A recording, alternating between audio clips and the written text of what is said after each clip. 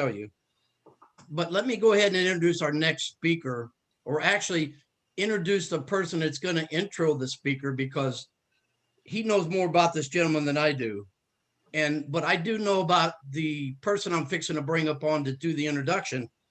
I can attest to the fact of his endless energy and exhaustless efforts of trying to sustain the prison clubs. I was amazed the first time I talked to this gentleman, his knowledge and his expertise in this. He's actually our liaison, overseeing the trust fund. I mean, the go-to person for everything. So let me bring on to the screen to do the introduction, Mr. Curtis Scroggins, Distinguished Toastmaster, past District Governor, Mr. Curtis Scroggins. Please, sir. Thank you, RJ, and good morning, everyone. And thank you for attending this morning's breakout session. Rodney Lincoln is a charter member of the Talu Toastmasters, the founding facilitator of Sanguine Toastmasters, and a current member of Little Hills Toastmasters. But he is so much more. Rodney has had the unique perspective of being a member of the first prison club ever chartered and a member of the #1 ranked Toastmasters club in the world, also an inmate club. The goal of a prison club liaison is to use Toastmasters to help the guys be better prepared to present themselves once they get out. But it turns out that in Rodney's case, he should have never been in. Here to present his unique and inspirational story, Why a Toastmaster, please help me welcome Toastmaster Rodney Lincoln.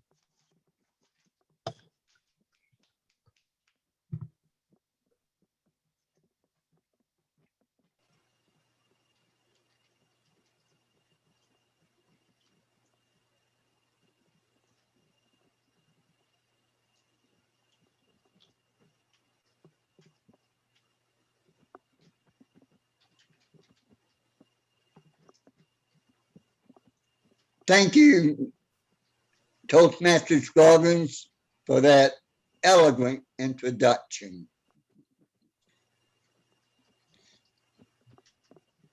Am I being heard? Yes, you are.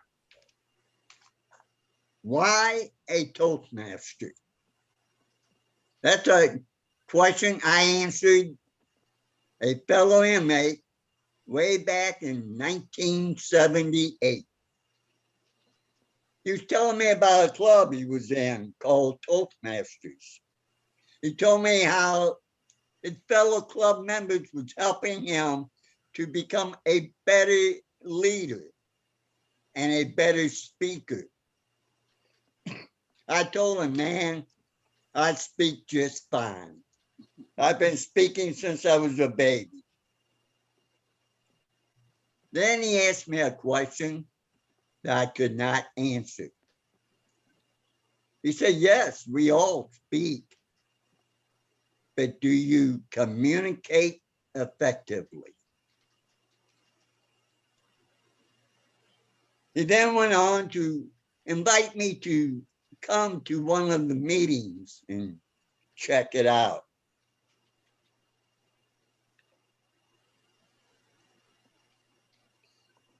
Sometime after that, I was out in the gym. I noticed a meeting starting in the main meeting room.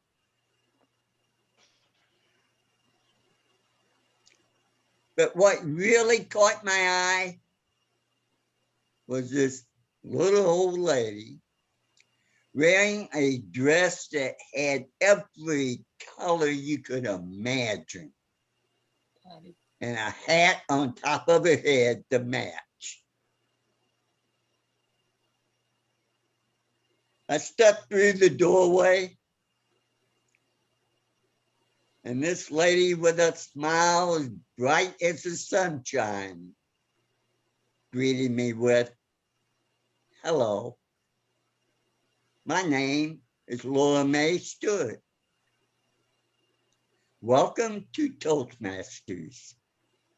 What is your name? I sat through that meeting listening to the members of that club performing their duties in different parts of the meeting with ebullience. Near the end of the meeting, the guests were all asked if they would like to say something about the meeting. When they called my name, I stood up. I said, I enjoyed the meeting. I'm hooked. I'll be back. Shortly after I became a member, we named our club Talu, which is an old English word that means to talk. Wasn't long we became a chartered club of Toastmasters International. I'm proud to say that I am a charter member of the Talu Toastmasters Club. I remained with Talu until 1980, when I finished my sentence and went home. Unfortunately, 2 years later, I was falsely accused and wrongfully convicted in 1983. I was sentenced to the Missouri State Penitentiary. Then it was known as the bloodiest 47 acres in America. After arriving behind the walls, I heard they had a Toastmasters club there. I soon joined Alpha Toastmasters 1408. Like Talu, Alpha wasn't concerned with why you're in prison. Their goal was to help you to become a better communicator and leader by learning and practicing the 3 basic principles of better thinking, better listening, better speaking, and better listening. I learned how to listen analytically by serving as a speaker's evaluator. I learned to organize my presentations with an opening, a body, and a conclusion by doing the projects of my manual. I learned to think about what I was about to say before I said it. I remember one time when I didn't listen very well.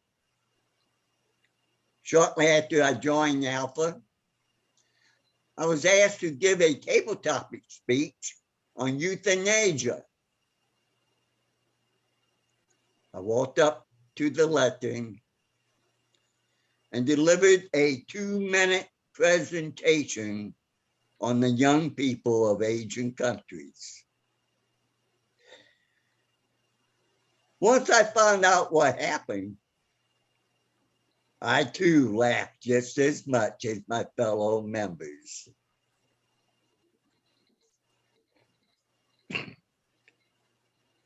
Some of the people that I met through Toastmasters, both inside members as well as outside members, had a big impact on my life. People like Vince Cavallel, Bob Fellows, Benedict Kemper, Jim Love, and so many others who not only served time with me, but served me with their encouragement, their guidance, and their friendship.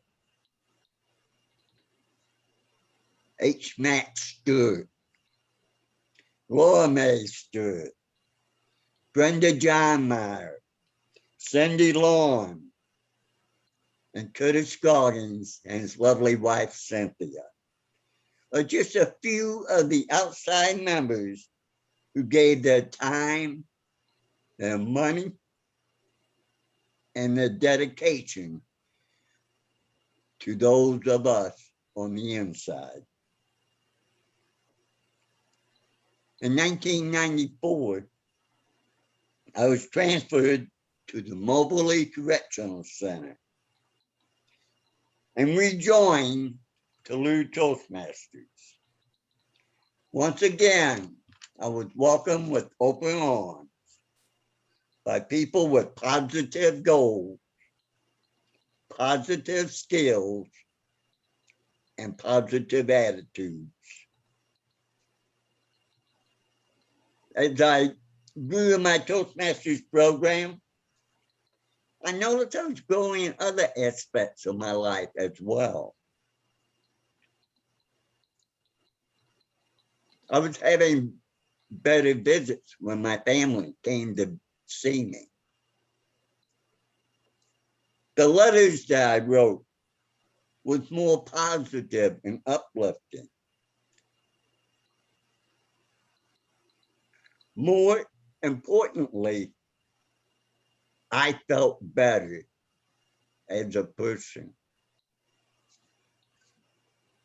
In 1998, I was transferred to the Bowling Green prison. Luckily, several of my fellow inmates came with me. Shortly after we arrived, we started meeting with the administration to form a Toastmasters club. We conducted a membership drive. We started having meetings on Tuesday evenings.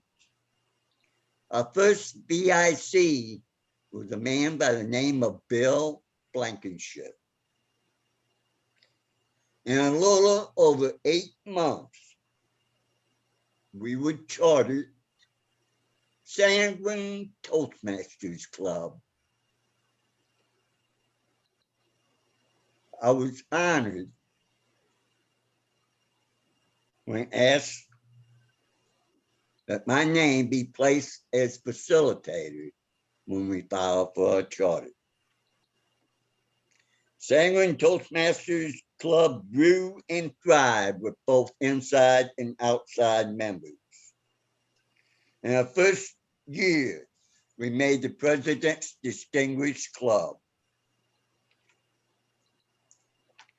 I was with Sanguine until 2004, when I was transferred back to the Missouri State Penitentiary. Soon after I returned, the entire prison population was moved to the Jefferson City Correctional Center. What a day that was.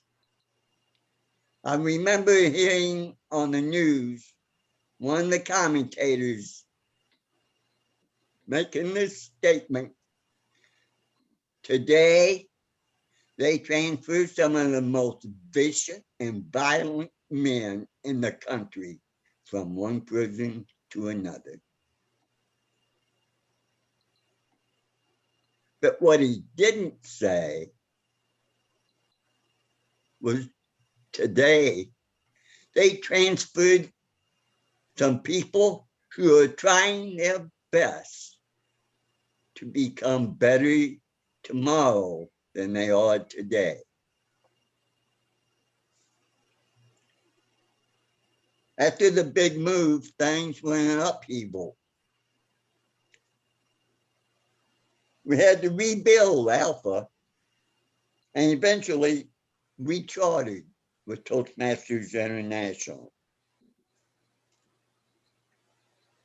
I eventually dropped out of Alpha Toastmasters in order to devote more time to my case, because several things happened that looked very helpful for me. Although I wasn't attending the meetings, the members kept me informed as to what was going on with the club. And I continue to entice people to attend meetings whenever possible. On June the 1st, 2018, I, an inmate in the Jefferson City Correctional Center, received a call from the governor of the state of Missouri, Eric Rodney. He told me that he was going to commutate my sentence to time served. I'm sorry, to commute my sentence to time served, and that I would soon be going home.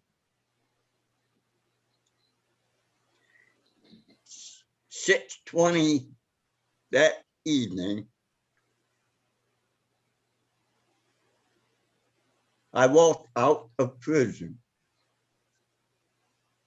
after 36 years. Since my release, I have been living life instead of doing life. In July of 2018, I went to Gulf Shores, Alabama for 5 days on a family vacation. While there, I went deep sea fishing, parasailing,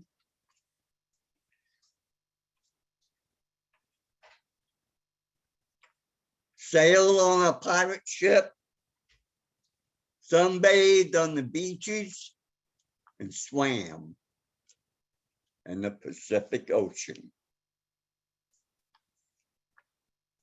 On September 15th, 2018, my youngest son, Leonard, and I celebrated his birthday by jumping out of a perfectly good airplane just for the fun of it. My oldest son, Rodney, and I spent 5 days in Kentucky bass fishing. Today, there's a beautiful 16-inch smallmouth bass stuffed and mounted on my garage wall. The only fish I caught that whole trip.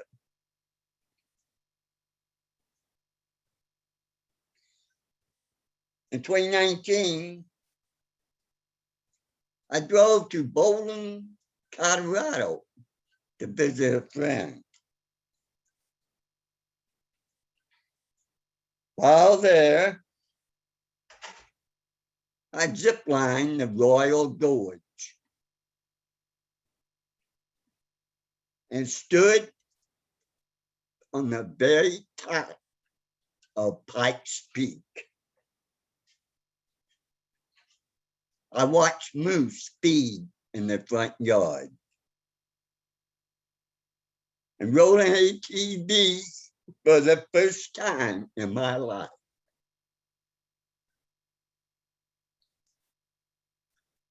Shortly after that, I took a trip to Broken Bow, Nebraska to visit some other friends. While there, I went horseback riding for the first time.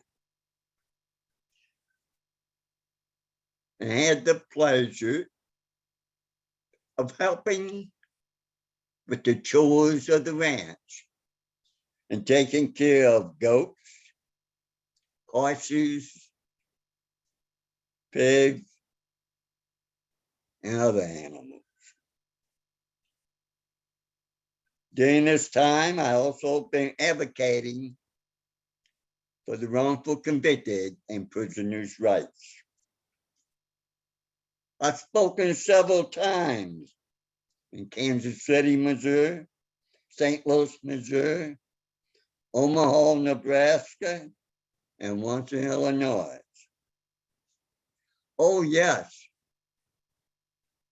I joined Little Hills Toastmasters Club, the very first outside club I ever belonged to.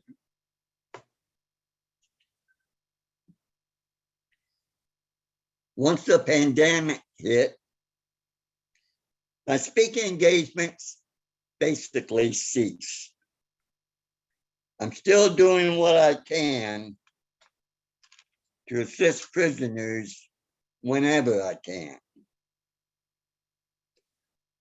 Other than that,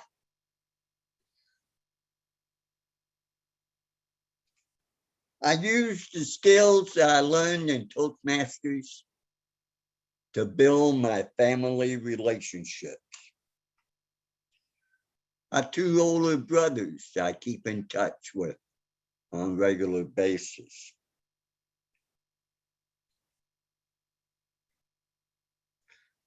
I'm the proud father of 2 boys who grew up, became men, became fathers, and became grandfathers before my release. I have 2 daughters who became grown women, mothers and grandmothers before my release. I have 18 grandchildren, most of whom I never met until after my release, and great-grandchildren galore. I stopped counting after 30, and there's still some on the way. The only 2 that I haven't seen yet, but that will soon change. Why a Toastmaster?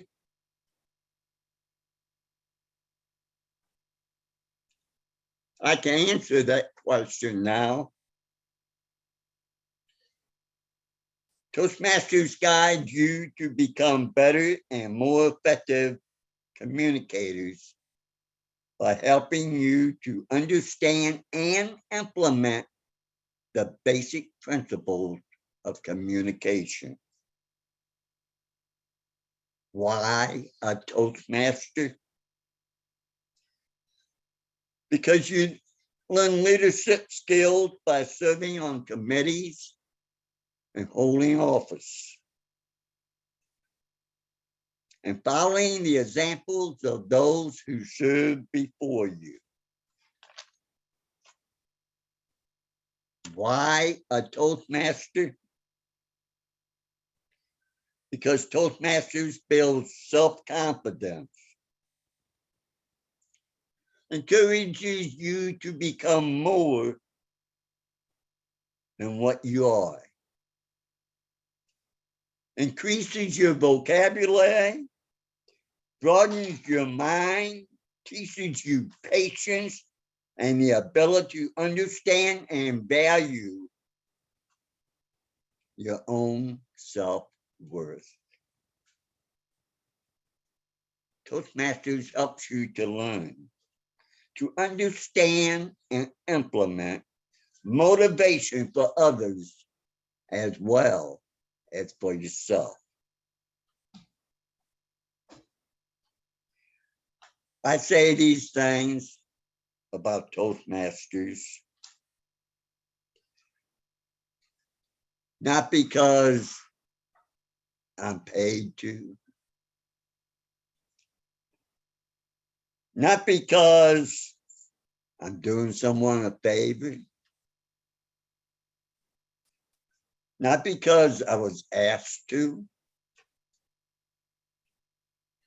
I say these things about Toastmasters because this is what I experienced as a Toastmaster.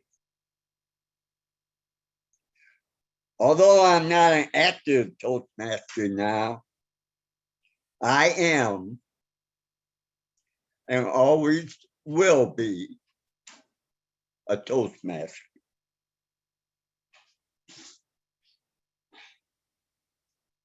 Even though I have been on the outside for almost 3 years now,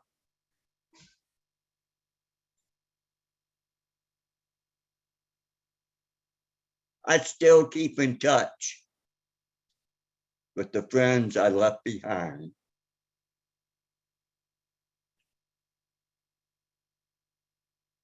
Some of you will know these names.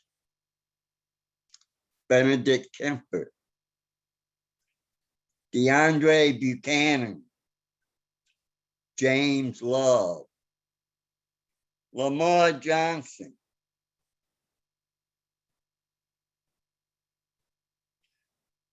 you see, Toastmasters is a family.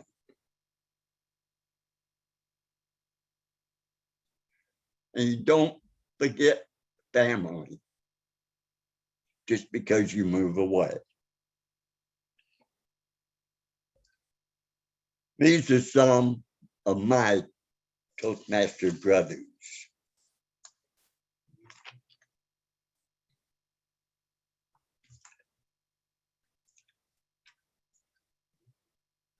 Being a member of a prison Toastmasters club isn't easy. Some of these men only make $7.50 a month. And they have to pay dues too. Without some outside help, these people will be denied the benefits of Toastmasters. Many of the people on the inside would jump at the chance to join Toastmasters, but they simply can't afford the dues. In closing, I want to ask each of you listening and watching to reach into your pocket and reach out with your heart.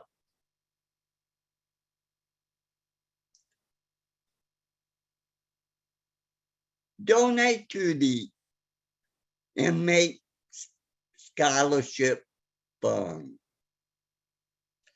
Help someone to experience the Toastmasters program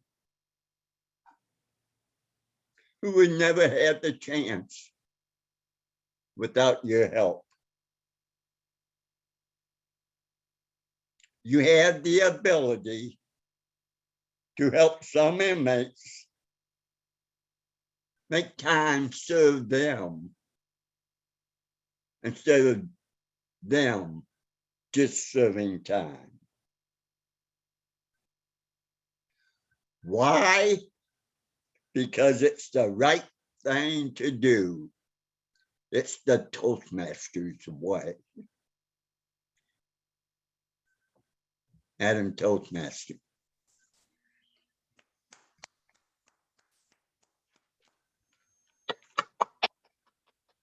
Rodney, sir, you're an inspiration.